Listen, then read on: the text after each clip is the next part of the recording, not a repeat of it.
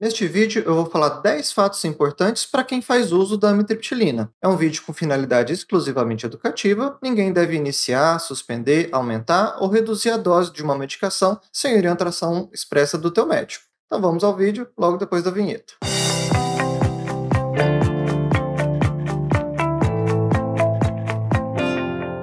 Em primeiro lugar, é importante saber qual medicação comprar. Amitriptilina é um nome genérico e um nome que se usa para medicação manipulada. Existem vários laboratórios diferentes que fazem medicação genérica, e então deve sempre perguntar para o teu médico qual que ele indica. Existem alguns similares também da amitriptilina, que estão colocados aqui. A única exceção é que esse Limbitrol, na verdade, ele é a combinação de amitriptilina com clordiazepóxito. Então, assim, ele não é amitriptilina pura. Então, é sempre importante perguntar para o teu médico de qual laboratório que ele te indica que seja comprada a amitriptilina, já que pode existir diferença de um laboratório para o outro. Segundo lugar, o que é esse remédio? A amitriptilina é chamada de antidepressivo tricíclico, apesar de ter muitas outras indicações, além do seu uso para depressão. É um remédio com ação bem complexa, as principais ações dele são inibir a recaptura de serotonina e de noradrenalina, aumentando a ação da noradrenalina e da serotonina. Mas é uma medicação que também se liga em receptores de histamina, alfa-1-adrenérgicos, muscarínicos, ele atua em canais de sódio e também atua diretamente em um receptor de serotonina chamado 5-HT2.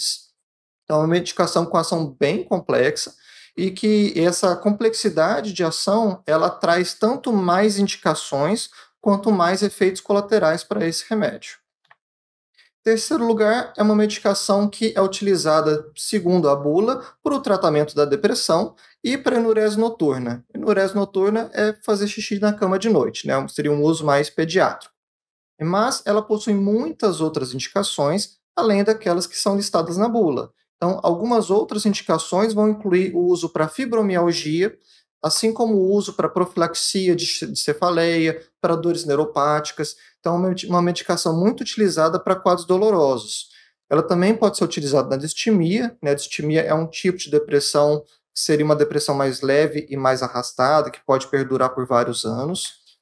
Também é utilizada para zumbido no ouvido e para síndrome do intestino irritável, aquela pessoa que quando fica mais ansiosa, o intestino dela solta, ela tem uma diarreia que é causada pelo quadro emocional.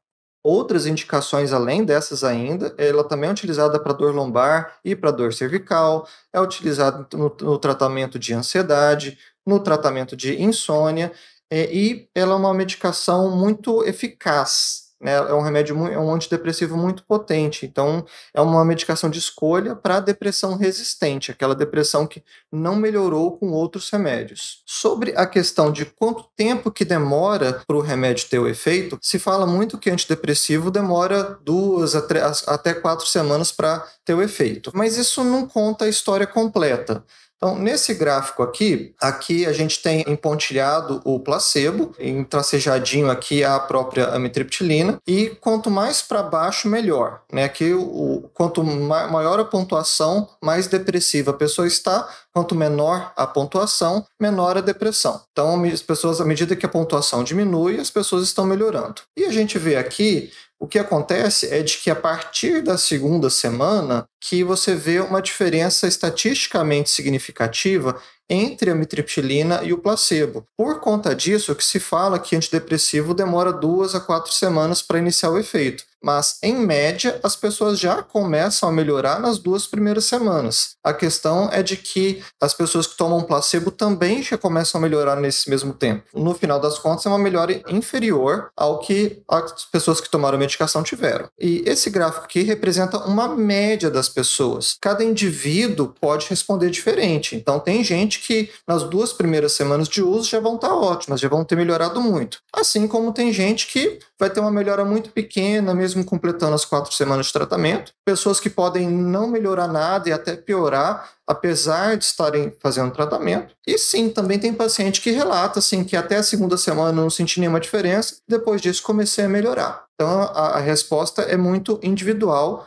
de uma pessoa para outra. Próxima questão aqui de como que se deve utilizar essa medicação. Naturalmente, do jeito que o teu médico te orientou, mas normalmente a dose desse remédio vai depender muito de para que ele está sendo indicado. Se ele estiver sendo indicado para um quadro doloroso ou para insônia, normalmente se utilizam doses mais baixas, normalmente a 75 miligramas para baixo. No tratamento da depressão, já pode-se utilizar doses maiores, indo até 300 miligramas ao dia. Essa medicação, dependendo da dosagem, da finalidade, ela pode ser tomada em dose única ou dividida em 2 tomadas diárias.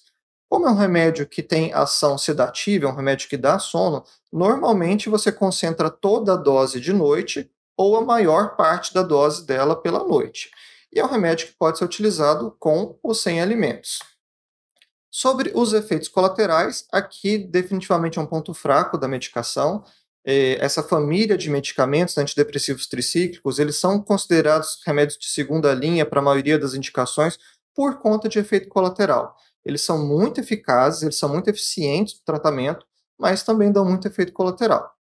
Importante saber que os efeitos colaterais, a maior parte deles é dose dependente, quer dizer, quanto maior a dose, maior a chance de ter efeito colateral, quanto menor a dose, menor a chance. E por conta disso, os efeitos colaterais vão variar muito de acordo com a dosagem que a pessoa está tomando e também com a distribuição, se é em 1 ou 2 tomadas diárias. Sobre os efeitos colaterais, podem acontecer efeitos colaterais que são chamados de anticolinérgicos, né, que inclui a pessoa ficar com boca seca, constipação, com a visão borrada. Então, um remédio que seca a boca, prende o intestino, pode deixar a pessoa com a visão embaçada. Ele também é um remédio que dá sono, né? Então a pessoa pode ficar com sensação de estar sonolenta pelo dia, com fadiga, com tontura. Ele pode dar hipotensão postural, né? Que é quando a pessoa se levanta, especialmente quando está deitada, a pressão dela cai, então a pessoa tem a sensação de desmaio, de tontura. E, por fim, existem outros efeitos colaterais que as pessoas têm muito medo, né? Um deles é se o remédio engorda. E a amitriptilina é um remédio que tende a abrir o apetite e facilitar ganho de peso. Então, nesse estudo aqui, ele coloca de que, em média, as pessoas tiveram ganho de 1,5 kg entre o primeiro e terceiro mês de uso da medicação, e, a longo prazo, um ganho médio de peso de 2,24 kg. Outro medo muito comum é se o remédio vicia, e a amitriptilina não vicia, ele é uma medicação de tarja vermelha, o que significa que ela só pode ser comprada com prescrição médica, mas não é um remédio tarja preta. Os remédios tarja preta são aqueles que causam dependência química. E por fim, outro medo muito comum é se a pessoa vai ficar se sentindo dopada com a medicação.